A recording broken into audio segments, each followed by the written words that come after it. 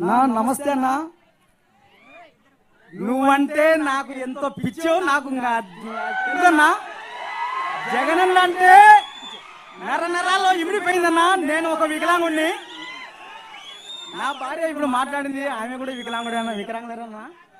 నేను ఎంతో కష్టపడి మిమ్మల్ని చూడాలా, మిమ్మల్ని అసలు ఒక్కసారి కలసాలని, ఒక ఫోటో దిగాలని నేను ఎంతో తాపత్రంతో పడి వచ్చినానన్నా. నాది మిట్టపల్లి అన్నా. అన్నా మేము ఇద్దరం చదువుకున్నామన్నా. మొన్ననే మేము టెట్ కూడా క్వాలిఫై అయినాము. మాకు ఇద్దరు వికలాంగులం అయినందుకు మాకు సరి 3,000, 6,000 రూపాయలు పింఛన్ ఇస్తున్నావన్నా నువ్వు. అంటే ఈ 5 సంవత్సరాలలో 3,50,000 రూపాయలు మాకు అందిందన్నా. చాలా సంతోషం అన్నా.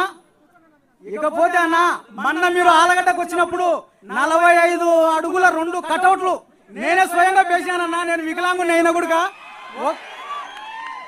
దాని దగ్గర నా దగ్గర ఫోటోలు కూడా ఉన్నాయన్నా. ఈ రాత్రి అంతా మేలుకొని మీకోసం నేను చిత్రాన్ని గీసుకొని స్వయంగా మీకు అందజేయాలని నేను వచ్చినానన్నా.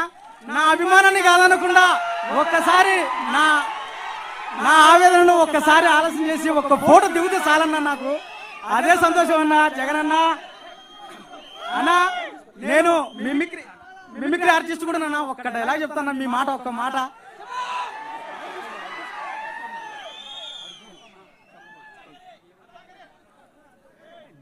మన పాలనలో కులం చూడం, మతం చూడం, పార్టీ చూడం, రాజకీయాలు చేయం.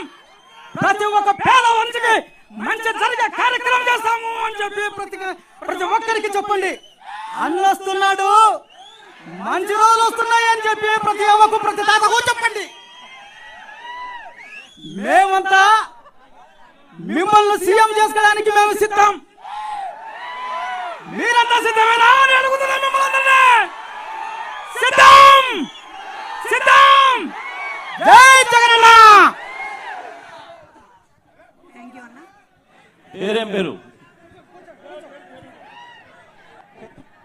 పేరు చెప్పండి అన్నా. నా పేరు ప్రసాద్ అన్న, సావిత్రి ప్రసాద్, మిట్టపల్లి అన్న నాది. Thank you Prasad. Thank you అన్న. ఒక్క ఫోటో అన్న. హలో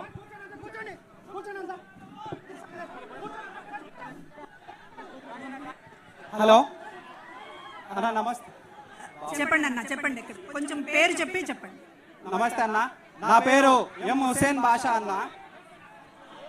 నేను ఎర్రగుంట్ల గ్రామానికి చెందిన ఒక ప్రైవేట్ ఉద్యోగిని అన్న. నా కొడుక్కి